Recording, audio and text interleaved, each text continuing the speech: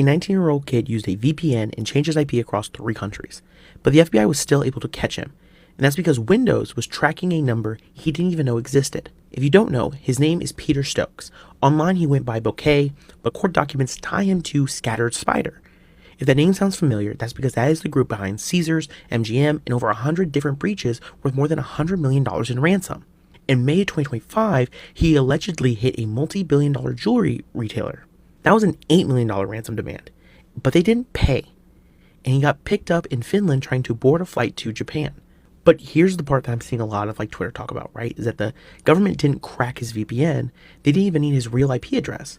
Microsoft was working with FBI and handed over something called a Global Device ID, or a GDID. If you don't know what this is, every Windows installs gets one. It's baked in the moment you set up the operating system, and it doesn't change when you update Windows. It doesn't even change when you switch networks or use a VPN or fly to a different continent. The only way to get a new one is a full reinstall. So Stokes' GDID set up the ngrok account used to breach the retailer from a VPN proxy in Illinois, and that same GDID also logged into Snapchat from Tallinn, Estonia, pulled up a hotel site in New York, even logged into a video game called Growtopia from his home network. So Microsoft didn't need his IP to stay consistent. They had a fixed device fingerprint that followed him everywhere the VPN couldn't hide. Also, hi, I'm Cyber Misplays. I'm a security engineer. If you're new here, drop a follow. If you have questions, drop them below. But right now, I'm going to dive into this new Windows feature I did not know existed before this FBI document came out. And here's the part that should worry you, even if you've never touched Scattered Spider's playbook.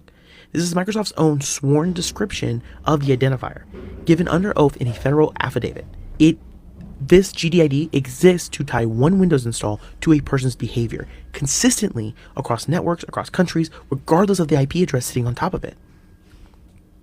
So where VPNs protect your IP address, they were never built to protect what's baked into your operating system. So if you're doing something online and you've been rotating your VPN servers thinking that's enough to hide your activity or give you some privacy, it might not be. The tracking layer might already live one level deeper than the one that you're defending. The crazy part with all of this, right, especially with all these kids getting caught, is that Grand Theft Auto taught an entire generation how to plan a heist, but nobody taught them that the getaway car needed to be clean.